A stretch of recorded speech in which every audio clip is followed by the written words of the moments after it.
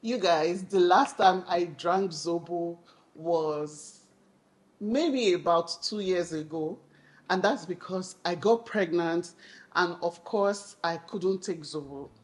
And that's because of some of the ingredients we use in making Zobo. You guys, Zobo can cause miscarriage. I know some people say, oh, it's not true. Well, it depends on the ingredients in your Zobo. There are some ingredients that can cause your uterus to contract when you're pregnant, and that can cause a miscarriage.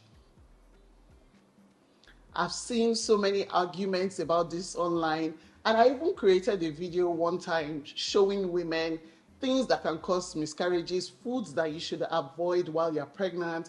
And some people were like, I took it when I was pregnant and nothing happened. Why do you want to take that risk? To me, I'm like, why do you want to take that risk? There are other women that said they took it and the unfortunate happened. So I feel like we need more videos like this, enlightening women on things you should take when you're pregnant, things you have to avoid when you're pregnant, if you are trying to conceive, the kind of foods you should take, if you are trying to boost your fertility, man or woman, certain foods that you should take. But today's video, we are going to concentrate on foods that cause miscarriages and why they do. If this is the kind of video you like, don't forget to click the like button and keep watching. Subscribe. I know you're thinking fruits is yummy, but fruit is healthy. I know that most fruits are healthy, they're great, but some can be harmful during pregnancy, especially when you eat them in excess. And trust me, I wish somebody told me when I was pregnant, like in my first pregnancy. I did not realize some of this until my fourth pregnancy. A few years ago, one of my friends was pregnant and craving pineapples. She ate them every day thinking it's just fruit, no problem, fruit is good, fruit is healthy. Even when people hear you're pregnant, they're like, oh, eat healthy. But then she started having cramps. Long story short, her doctor told her to stop immediately because some fruits can trigger contractions. So if you're pregnant, trying to conceive, or you know someone who is, keep watching because this information can save a life or two. Oh, pineapple, so sweet, so juicy, but so dangerous if you eat too much while pregnant. It contains bromelain, and that is an enzyme that can soften the cervix and trigger contractions. Like I told you, I know someone that drank pineapple juice every morning because she was looking for natural glow in pregnancy. And the next thing, cramps. The next thing, she started spotting until she spoke to her doctor. Let me break it down a bit. Pineapple contains bromelain, and that is an enzyme that thins your blood. And bromelain acts by digesting protein. But it is not the flesh of the pineapple that has that bromelain. It is the core of the pineapple. You have to eat a lot of the core of the pineapple, which can be very chewy, and some people like it and they eat it during pregnancy. So that is the part of the pineapple that you should actually be wary about. Now, papaya, also called pawpaw, is a natural and healthy source of beta-carotene, potassium, folate, vitamin C, fiber, vitamin A, and all that is good for you if you're pregnant. But you should be wary of unripe pawpaw because that is a rich source of latex and papain. And the type of latex in unripe papaya should be avoided because it can trigger uterine contractions and that can lead to early labor. It can weaken vital membranes that support the fetus, and that's why they call it preterm labor. It is associated with bleeding during pregnancy, and that's also called antepartum hemorrhage. It is a common allergen that could trigger a dangerous reaction. So you want to stay away from pawpaw, especially unripe pawpaw. I remember one time I ate almost a whole bunch of grapes in one sitting. Next thing, it was like as if I had temperature. My body was hot and my heart was racing. Grapes, especially black grapes, contain resveratrol, which can raise body temperature and lead to dehydration or even complications in your pregnancy. Plus, grape skins may contain pesticides that are hard to wash off completely.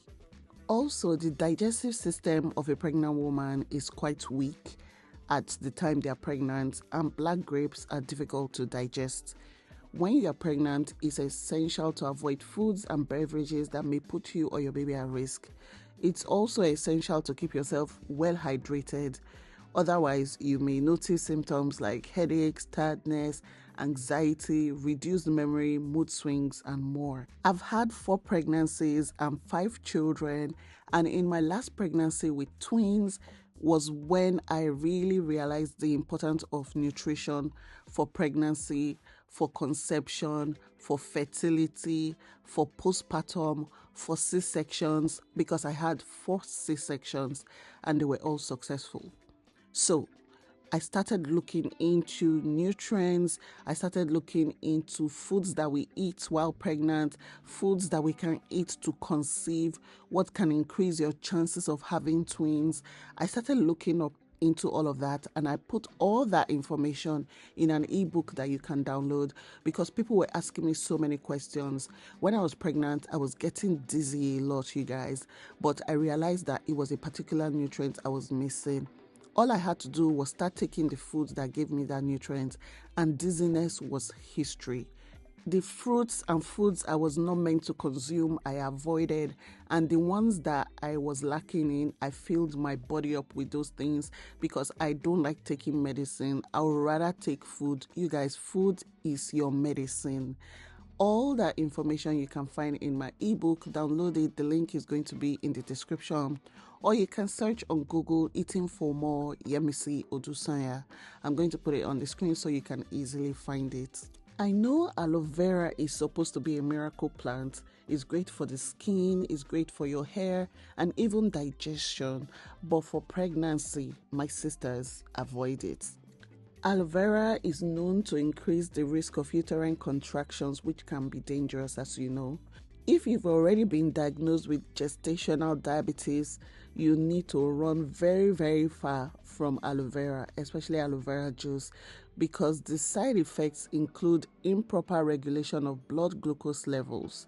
Since the juice reduces glucose levels, it may interfere with existing methods of blood glucose regulation, and that can lead to hypoglycemia. If you're a breastfeeding mom, you should avoid aloe vera because the aloe latex is a powerful laxative. It can cause diarrhea and vomiting in infants. So breastfeeding mothers are warned and advised to avoid it. One of my aunties used to drink aloe vera juice every morning because she heard it cleanses the body. She had no idea it could be dangerous for pregnancy until her doctor warned her. So if you're expecting, keep aloe vera for your skincare, not your diet. Don't put it inside your mouth. I know you're surprised to see watermelon on this list, but yes, watermelon is here. This one shocked me because watermelon is supposed to be super hydrating, Abi, but it can be a bad thing. Watermelon has a natural detoxifying effect, which means that it helps to flush out toxins, but it can also flush out essential nutrients from your body. And if not stored properly, it can develop harmful bacteria that can cause food poisoning. So yes, you can enjoy watermelon, but in moderation. No need to finish a whole watermelon in one sitting, my sister. The thing about banana is you either love it or you hate it. I like banana a lot. Some people don't.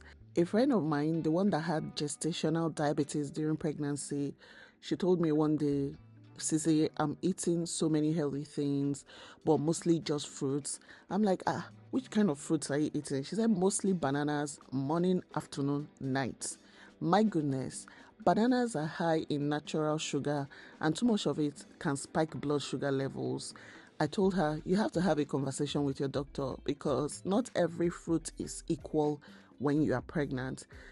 High blood sugar levels is risky for women with diabetes, and you already have that, so you should not be eating it. If your sugar levels are a concern, eat bananas in moderation and talk to your doctor about gestational diabetes and diet control. Dates are on this list because they're dangerous for you. Wait. Don't get me wrong. Dates are great for labor preparation. We've all heard that. In the last few weeks of your pregnancy, you should be getting a lot of dates. But in early pregnancy, be careful. Dates can increase body heat and cause uterine contractions. Like I say, I always know someone. I know someone who ate dates every day, thinking she was doing something good, but she started having early contractions at 30 weeks. Sisi Yemi, where do you know all these people from? You guys, we are at that stage where everybody is pregnant. All my friends are pregnant, and it's just a life stage. There was a point where everybody was getting married, and now we're at the point where everybody is pregnant. So I know somebody that knows somebody that is going through something. And we talk about things that affect us, how our pregnancies are going. Yes, fine, Nigerian women, we don't really talk about our pregnancies like that. But after the pregnancy, we have so much to say. I especially got a lot of messages when I put up my last video talking about like foods pregnant women should avoid, and it just broke my heart when a lot of women were saying that they had a miscarriage after eating a particular food or fruit. Go to the comment section of that video, and I just feel like prevention is better than cure. The more you have information about things like this, the more you protect yourself and your precious pregnancy. My prayer for every mom, every woman that is pregnant is a beautiful, easy pregnancy and an even easier delivery. And if you're trying to conceive, I'm also praying for you and wishing you the very best. You can download my nutritional book. It has over 70 pages on nutrition for conception, for pregnancy, for breastfeeding, for postpartum, and you will find it very, very useful. The link is in the description box. Remember, knowledge is power. Share this video with a friend who needs to know. Like this video, and of course subscribe to my channel for more juicy content. I'll see you guys in my next video. Bye. Mwah.